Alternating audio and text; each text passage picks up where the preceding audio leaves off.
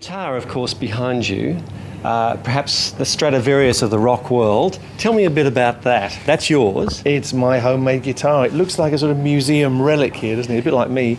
But it's a working instrument because that's still the instrument that I use all the time, and I used it all through the 40 years of Queen. This is my Red Special, and I made it with my dad. And it was made out of, how much do you want me to tell you? You know, it's made out of junk, really. This is a piece of an old fireplace. I carved it out myself, and it's got little wormholes in.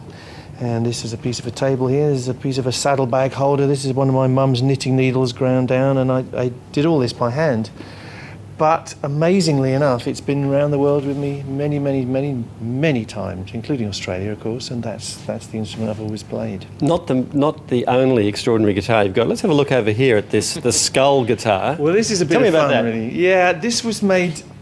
I made a sketch when we were about to make a video for a song called It's a Hard Life. And the handwritten lyrics by Freddie to the song are in the box as well. But I said, make me a skull guitar. It's a long story. It was a very excessive kind of video. Not our favourite video, but it was kind of funny.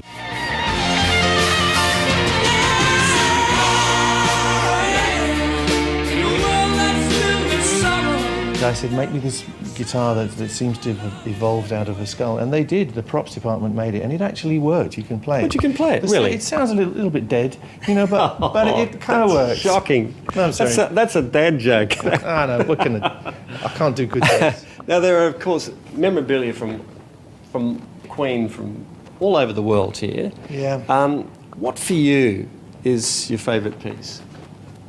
It's hard to say what my favourite piece is. I guess a lot of the early stuff is nice. There's a poster over here from our very first tour of the UK, supported by Nuts. And to play the Rainbow, this was the culmination of the tour, to play the Rainbow, which was the sort of premier gig in London at the time. And that seemed to me at the time like the pinnacle. You know, what could possibly be better than that, to play the Rainbow? I think we'd seen Bowie play there a couple of years before, and I always thought, God, if we ever did that, we would really have arrived, you know. And there we were.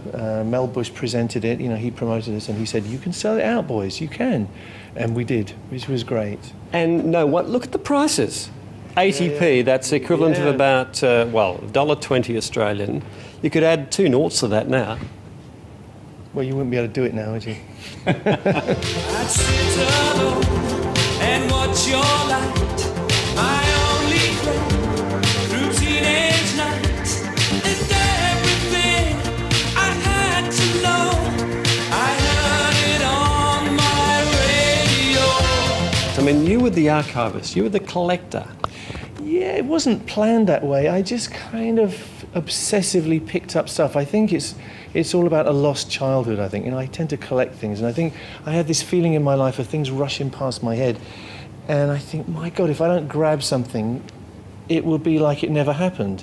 So I did. I grabbed all sorts of things, like things that were on dressing room doors, handwritten lyrics, tickets to shows, posters, awards, all sorts of stuff, you know. And at the time it seemed kind of insane, but now it is actually nice to see some of this stuff, and I can share it with the world, in a sense. That's what the book is about, sharing that stuff. Tell me about the book and how you came to actually write that. Well, the book actually isn't my creation. It's one of the very few Queen products that we didn't kind of put our big mitts on. It was put together by the archivist, Greg Brooks, who curates my collection, among other stuff, and Richard Gray, our art director. They actually came to me and said, you know, would you like to share some of this collection with the world? And I said, yeah, I think it's a really good idea. And what they did was they put together this wonderful toy. I mean, it's much more than a book. It's a thing where you open it up and you can fold out posters and tickets and stuff. And it's like you have the original material in your hand. So it's really those guys that put it all together. One man, one goal. One mission, one heart, one soul. See, there's one there from the Australian show, 1985. Yeah. Probably your last tour of Australia. Absolutely, yeah, sadly. Shame we can't still be doing it.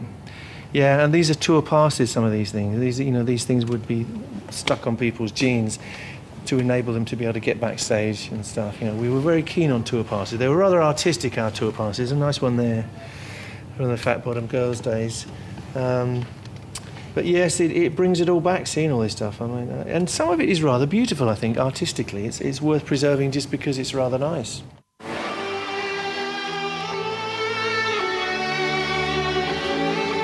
Now, I remember 10 years ago, you were playing for the Queen. You were standing on the top of Buckingham Palace for the Queen's 50th anniversary. The 60th coming up. Have you been booked in? I don't think I'm going to do that again. I don't think that was a great exercise in facing fear.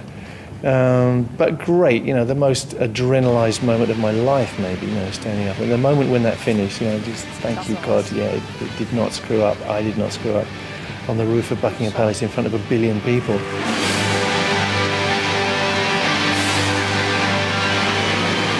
What are the challenges ahead for you?